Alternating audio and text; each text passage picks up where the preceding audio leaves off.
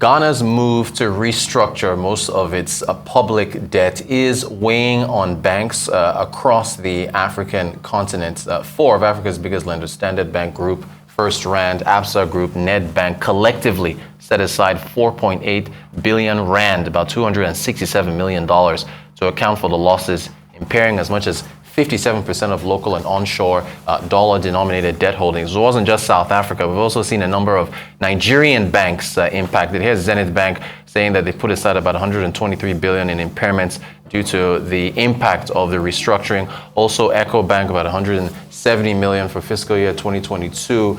I think UBA as well, and by the way, all these banks, posted profits for last year, but then UBA also impacted 17.3 billion as well. Joining us to discuss further, Joshua Odebisi, Senior Research Analyst, Rand Merchant Bank, Nigeria. Joshua, you're very welcome. Good morning to you. Can we go over this restructuring that Ghana did just to refresh our viewers? Right, yeah. So the domestic debt restructuring exchange program was basically where Ghana said, look, we are having struggles with our foreign denominated debt. Yeah. So what we're going to do is we're going to give you the opportunity to swap those for domestic debts. But obviously that will come at a bit of a discount. And so that is what has now impacted the Nigerian banks who had subsidiaries that were all invested into their euro bonds. Yeah, and discount is a nice way of saying you're taking a loss. Yes, basically the value of their holdings, the value of the debts that they were holding has obviously gone down. Okay. As a result of many factors, but most especially due to the fact that you're changing from a euro bond, a dollar-denominated security, to a SEDI, a local-denominated currency. Exactly. Thank you. So just again, so this is now explain how it now transfers through to the banks and their holdings going down. Basically, that the going from that foreign FX to the local is where they lost their holdings, their securities, what they hold there has come down. Yes, basically the value of the security. So obviously your security, your bond has a value. When it's in dollars, it's at X, let's say. And then when it's been swapped down to a local currency denominated security, it's now X minus, let's say, 10%, just for example. Yeah. So that means that automatically you've wiped out 10% of the value on your books. Yeah. And for the various banks that we've seen so far, they had quite a few that were between about that 30% value of their holdings in Ghana. So that's the banks. Does this follow through that shareholders would be impacted if that is for all these banks that are publicly traded? Or how would you see that impacting that, just as far as stock prices and so on?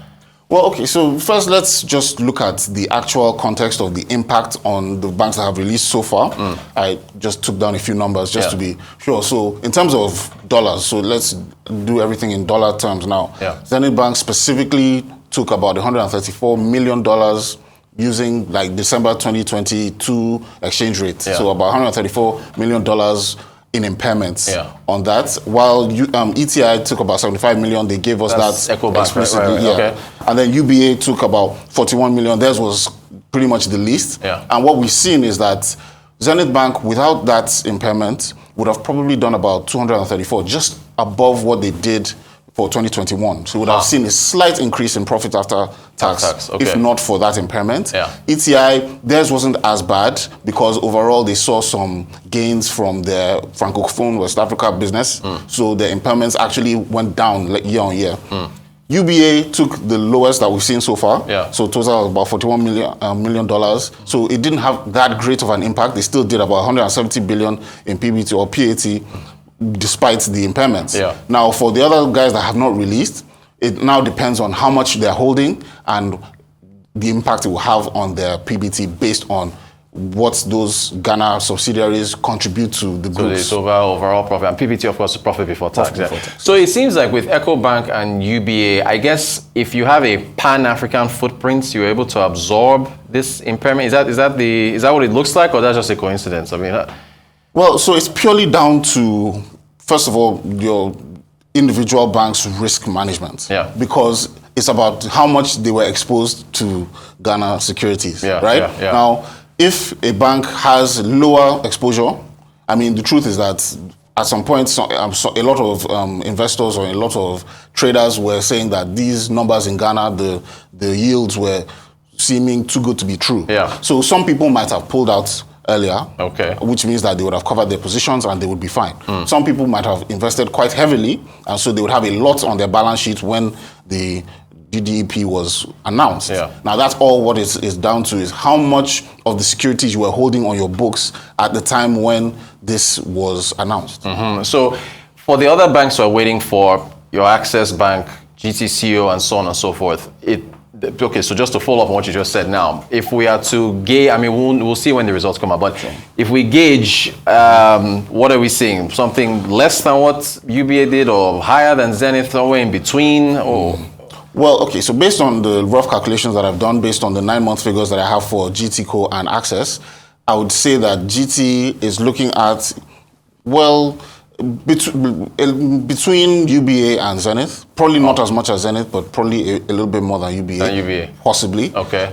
For Access, I think it's possibly going to be a bit higher. It might be on the high side of Zenith Bank, possibly. Wow. Okay. Just because they have about they had about $512 million worth of investment securities on their Ghana book in total. Yeah. Now, compare that to less than half, about $211 million worth of investment securities in total on the GT book. Right. Now, not all of that is going to be your Ghana Euro bonds. Right. But just going based off of that, you're possibly going to see a higher level of impairments on the Access Bank book than your GTCO.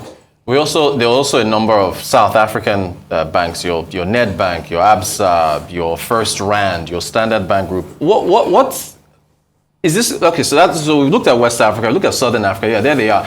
Could this likely spread through much of the, across the continent, depending on the holdings of the banks? Well, it now depends on how many of the international banks had exposure to Ghana Euro bonds. Yeah. I mean, they had quite a wide range of takers. But I think that by the time you take out the Nigerian banks and the South African banks, I'm not entirely sure what the East African exposure was, what the Central African exposure was, what the North African exposure might have been. If it's not as much as Nigeria, and I think Nigeria has the largest exposure because already from the 3 banks that we've got, we're looking at about 250 million in impairments compared to the 4 biggest banks in South Africa. About 267. So definitely Nigeria has the biggest exposure, I think, to that market. So I don't think that we would see a contagion spreading to East or Central Africa. And again, just to remind our viewers, these banks all posted profits. I mean, they did well. Your UBA, Zenith, ETI, they all did well this year. Last year, right? We're just looking at what the impact of what of the Ghana holdings. That's just to reiterate that point. Yeah. Fine. Let me show you this tweet. I want to show you this tweet. Twitter is we in the finance Twitter. I think it's from a gentleman. I think he calls himself Senior Man or so. But okay, yeah. I want to ask about SVB. He says, imagine being insulated from the U.S. European banking crisis, only to be getting hit in nearby Ghana. What if I was going to ask you about SVB, because that was all the talk, whether Nigerian banks are exposed. And in the end, does that mean that regional risk trumps in international risk? Is that what it means? Well, it's a bit complicated because of the nature of the U.S. market. Now, that is very true, but the truth is, if you look at all the banks that we've talked about, their level of exposure to America will be pretty much minimal to zero, simply due to the fact that banking regulation in America is so complex and so stringent that a lot of foreign players just do not bother themselves to try and play in that market. So that alone is sort of like a barrier to any kind of exposure for Nigerian or for African regional banks in general. So, but of course, they still have the European risk. Now, if there was exposure to, say, a Credit Suisse instrument, for example, that would be a lot more of a story. But at the same time, Credit Suisse has sort of come out of that entire situation a little bit. So I think that regional risk on the continent is a lot greater than your international risk. Gotcha. Also, I mean, final question. What's your outlook? I mean, it's hard for me to ask you now about outlook because you don't know what other risks are there down the line. But how do you see for African banks and Nigerian banks, how do you think things will play out for the year 2023? It's still positive because we're still seeing higher interest rates. Now, this swap it was finalized in February of this year. Yeah. So obviously you see maybe a little bit of a dip in investment securities, but that's purely a Ghana thing. Yeah. Right? And now if we look at the balance sheets of these banks, the Ghana exposure is still, or the Ghana balance sheets of most of these banks is still less than 10% for all of these banks. Yeah. So I'd say that as long as all your other regions are still performing and Nigeria is still performing most especially, the outlook is still positive. Joshua, it's always a pleasure having you. Joshua Odebisi, Senior Research Analyst, Rand Merchant Bank Nigeria. Thank you so much for giving us a breakdown of how this Ghana exposure has impacted African banks. Thank you so much.